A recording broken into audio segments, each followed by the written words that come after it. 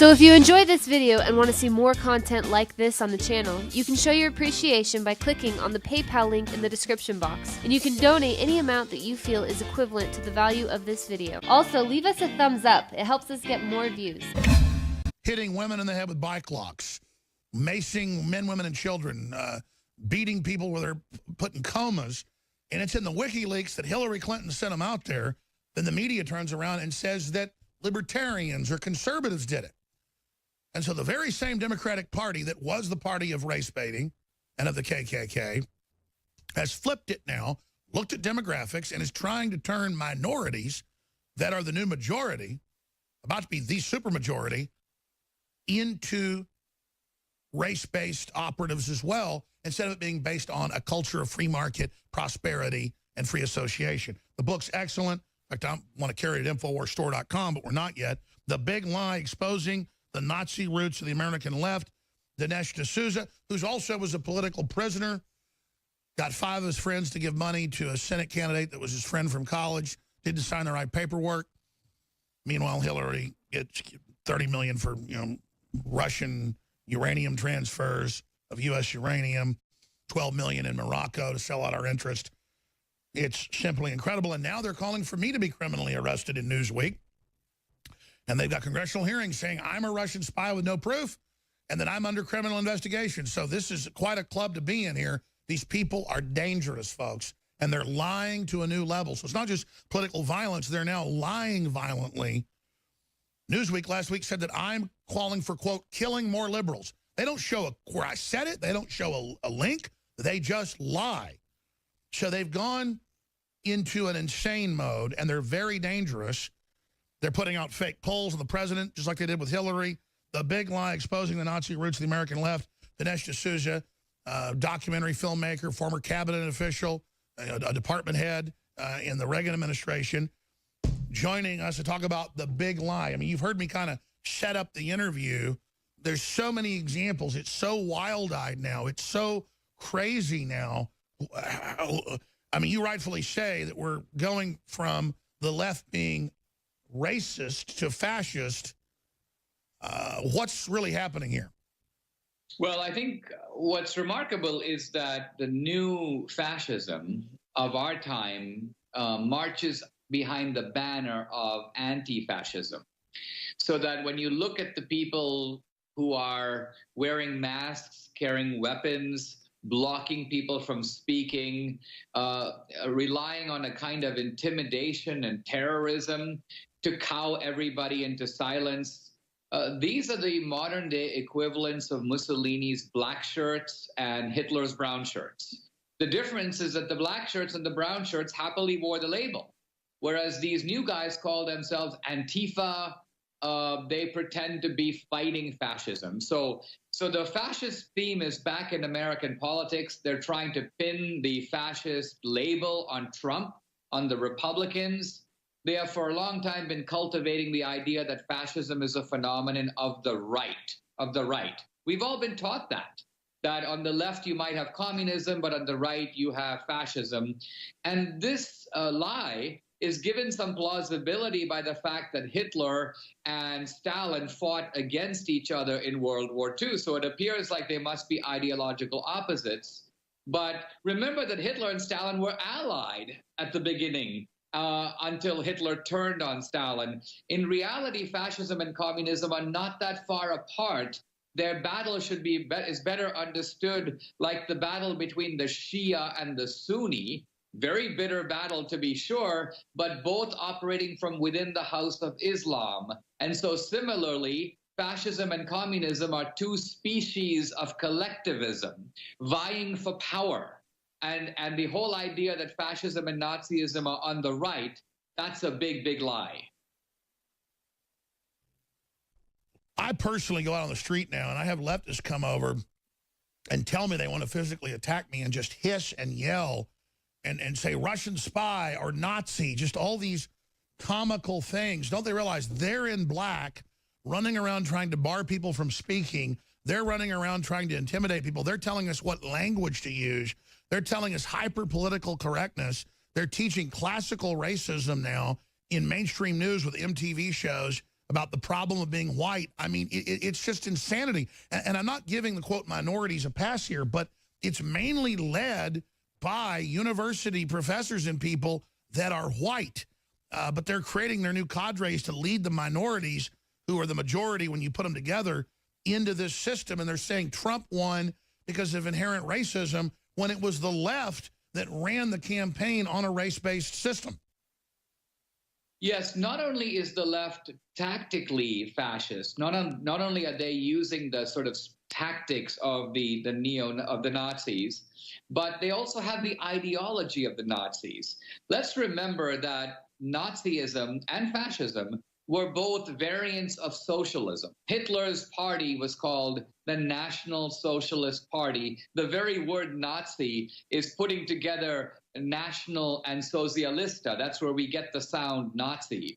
Mussolini was a Marxist. He was the leader of the Italian Socialist Party. He was recognized to be on the left. He saw himself as on the left. When Mussolini came to power, Lenin sent him a telegram of congratulations. Why? Because Lenin recognized that Mussolini was a fellow revolutionary of the left. So what an incredible sleight of hand in which these leftists, whose political platform reads like it's right out of the Democratic Party platform. And by the way, Dinesh, this is something, you're absolutely right. This is something that leftists on universities say that we're lying about, and a real hot point from them, because it's a fact the Nazis were National Socialist. It's a fact that he modeled himself after the fascistas in Italy. It's a fact they wore black. It's a fact they wore masks. It's a fact they beat up their opposition. It's a fact that Hitler then turned against Stalin. They admired each other back and forth because he was seen as a rival politically and a rival militarily. They had an alliance for the first year of the war where they divided Poland amongst each other. So we had the Warsaw Pact.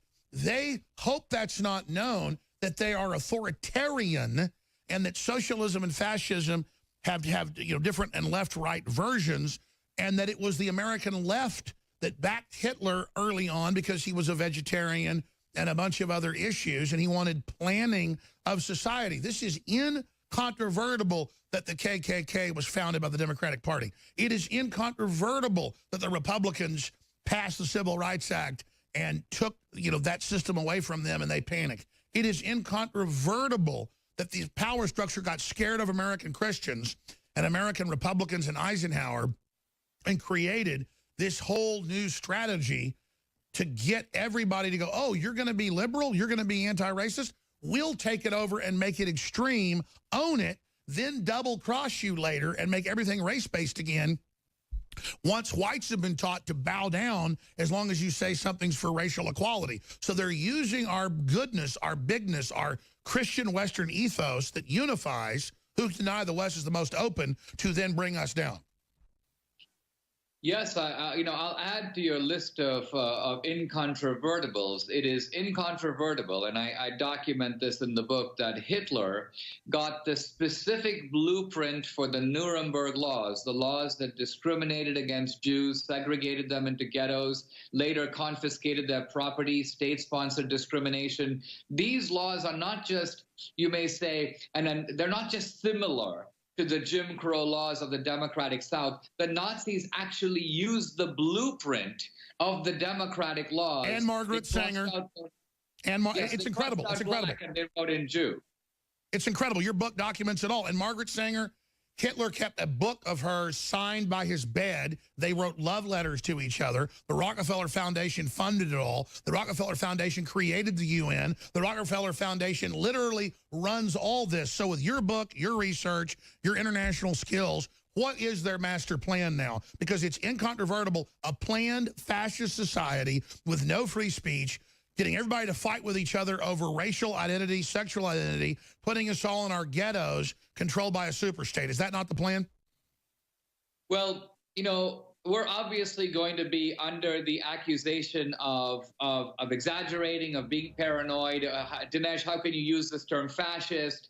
Now, here's my point. If we actually look at the policies of Obama, the policies supported now by Elizabeth Warren and by Bernie, I want to raise a question. Are these economic policies more accurately called socialist in the Marxist sense or fascist. Remember that the core meaning of fascism in economic terms is state-run capitalism. And if you look at what the progressives are all about, they're not really pursuing socialism per se. The socialists in every country want to nationalize industry. They want the government to actually nationalize and own the energy sector, the banks, and so on. Obviously, we still have private hospitals, we have private insurance companies, but the government is telling them what to do. The government is setting prices. Under Obama, we've seen government regulation expand dramatically. It's a cult of power. They use social engineering against us. They use race to control us because they know how powerful it is. What do we do then when them double-crossing the Christian ethos of bringing people together? They've used our strength against us. What do we do? So basically we need, my last chapter is called denazification. And what that means is we've got to realize that we're actually facing a very bad bunch of guys who are willing to stop at nothing. We need knowledge, and then we need courageous action. So the knowledge is in the book. It's going to equip you. It's going to help you to fire back and move fascism out of the right-wing column back into the left-wing column where it belongs. But knowledge is not enough. We've got to realize that we're dealing with people who are willing to break the law, who are willing to cause physical harm and destruction. We have to hold these people accountable. During the Civil War, when Abraham Lincoln found out that the Confederates were executing free blacks, he issued an order that he acknowledged was barbaric. He said, for every free black executed by the Confederacy, I am going to shoot one Confederate soldier. Now, he understood that this was very tough, but he realized, how else are we going to get these people to stop? I think we need to realize that we need to impose the law in a very tough way on these new fascists who are posing as anti-fascists. That's the only way to stop them. We need a new kind of Republican to actually carry this out. What do we do about the minorities that they have whipped, even though that's not really the most out-of-control group I've seen, but we see the racial attacks on whites, on others, on Asians, being killed, being beaten to death, the knockout game. It's in the news every day, but the media whitewashes it. Islamists being brought into Europe, into here, the rape gangs, the cover-ups, the left banning people that criticize radical Islam. I mean, they're really coming in with massive censorship right now, calling us the racists, saying censor us, and a lot of folks have fallen for the trap going, we're not racist, don't censor us, instead of, hey, allow free speech on YouTube, on Google, on Facebook, and on Twitter, because once you start censoring one group, you'll censor everybody. I think we're losing the debate here because we argue we're not racist, which is true, but they don't care. Once they set the precedent to ban racist, they have the precedent to ban their opposition. Yeah, the Democrats have always been the party of racial consciousness, of racial discrimination. And you might say that in a sense, they're doing the same thing now, only in the opposite direction. They've created this kind of multicultural tent. They supposedly ask every group to affirm its racial identity. Hey, blacks, you need to be proud of being black. Black is beautiful. Hey, Asians, you've got to be proud of being Asian, and so on, except whites. So there's a kind of exemption for whites, and everybody is encouraged to gang up, you might say, on the whites.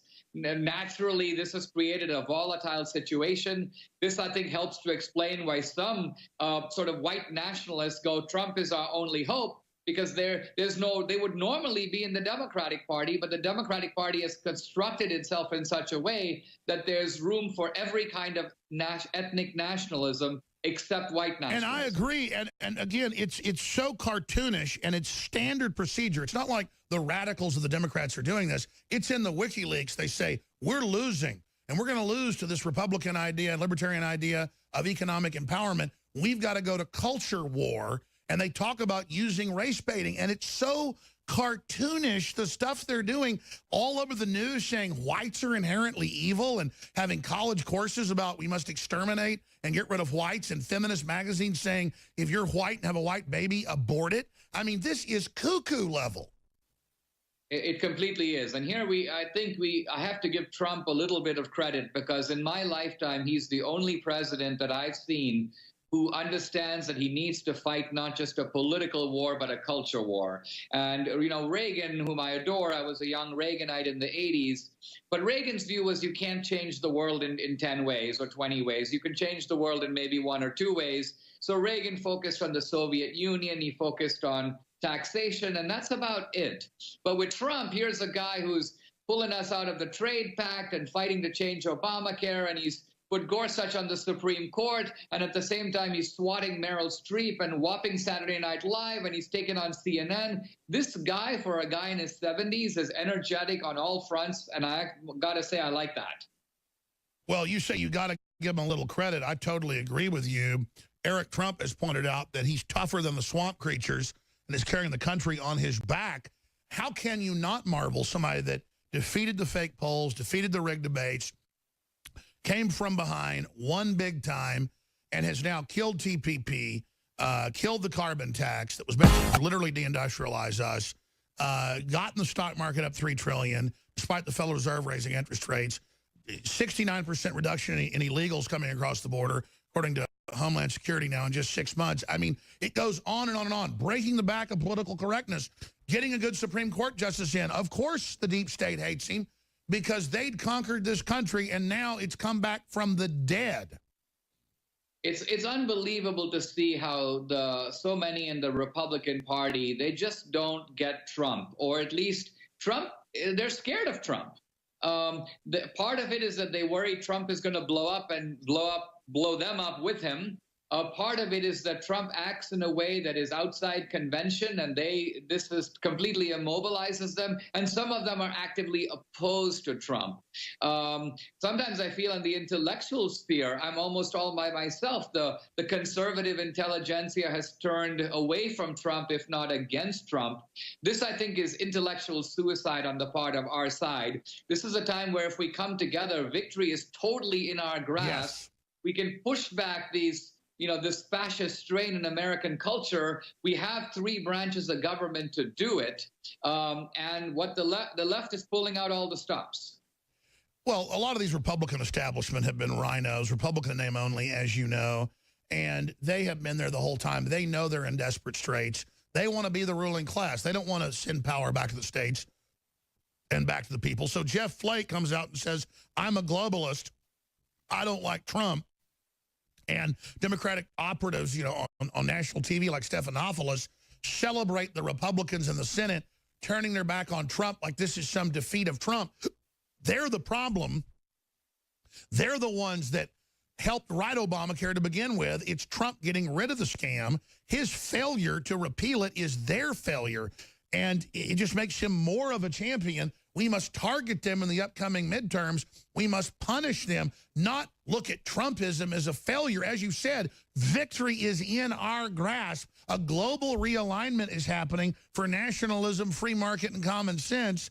The tide is going out. The elites even admit that. And so they want to run this mind game on us. Like National Review just wrote this big story saying death of a salesman, that Trump's a total failure, always been a failure. The guy's the biggest, dark horse winner in modern American politics. The guy is nothing but a success story, a titan of resistance, a titan of going up against peer pressure, a titan of breaking the elites back.